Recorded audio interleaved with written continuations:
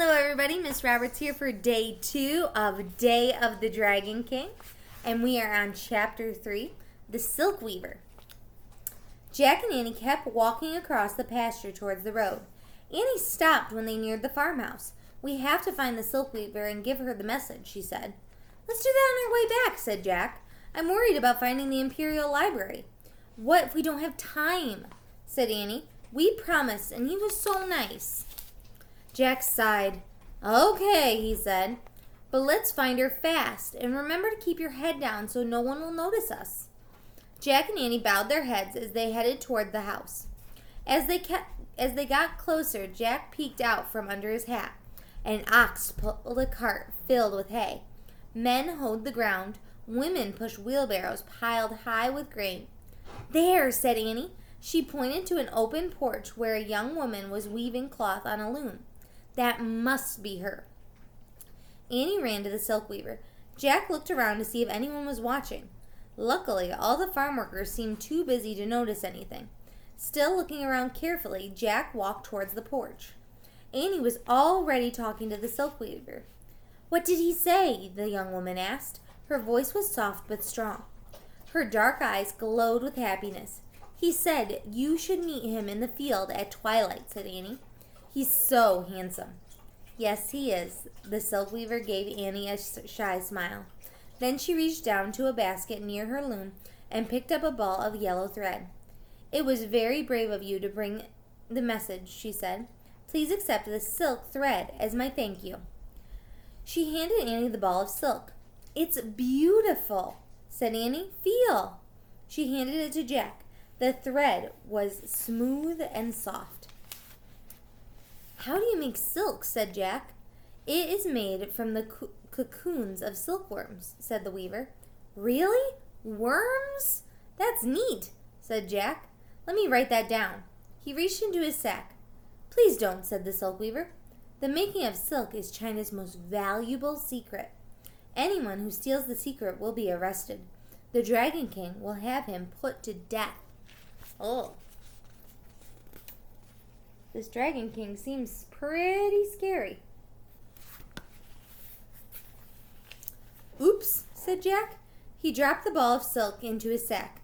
"I think you must leave quickly," whispered the silk weaver. "You have been seen." Jack looked over his shoulder. A man was pointing at them. "Let's go," he said. "Bye," said Annie. "Good luck on your date." "Thank you," the silk weaver said. "Come on," said Jack. They hurried away from the silk weaver. "Stop!" someone shouted. "Run!" said Annie. Chapter 4, The Great Wall. Jack and Annie ran around the farmhouse. At the back was an ox cart filled with bags of grain. There was no one in sight. The shouting behind them got louder. Jack and Annie looked at each other, then dived into the back of the wooden cart. They buried themselves in the middle of the bags of grain. Jack's heart pounded as the shouts came closer. He held his breath and waited for the people to leave. Suddenly, the cart lurched forward. Someone was driving away. Jack and Annie peeked over the bags. Jack saw the back of the driver. He was calmly steering the ox cart over the dirt road. They were on their way to the walled city. Jack and Annie ducked down again. "This is great," whispered Annie. "All we have to do is jump out when we get to the city."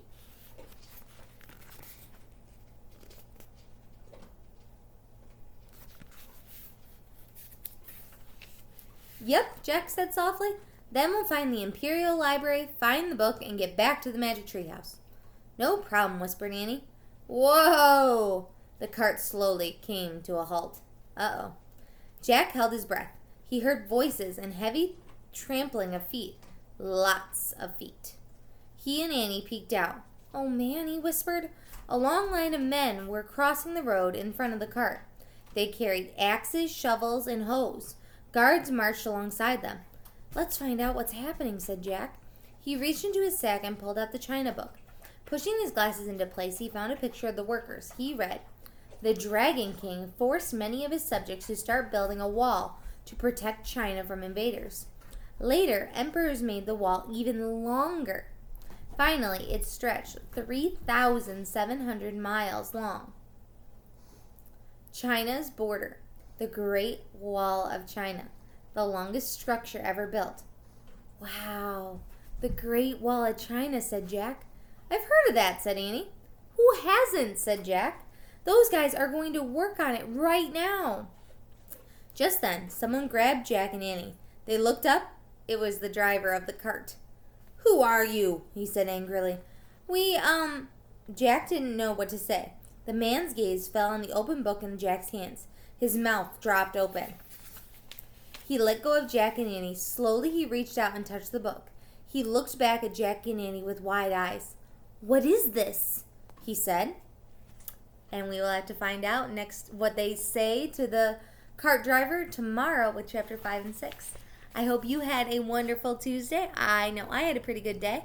And I hope you are enjoying the heat and not miserable in it, because it can be fun if you're swimming or keeping cool or going out for a little bit and then coming back in so you don't get too hot. So I hope you're enjoying it and making the best of the heat while we have it, because before we know it, we live in Michigan. It'll be cold again tomorrow. Not really. I think the heat's here to stay for a little bit. But anyway, I hope you had a fantastic Tuesday, and I will see you all tomorrow. Goodbye.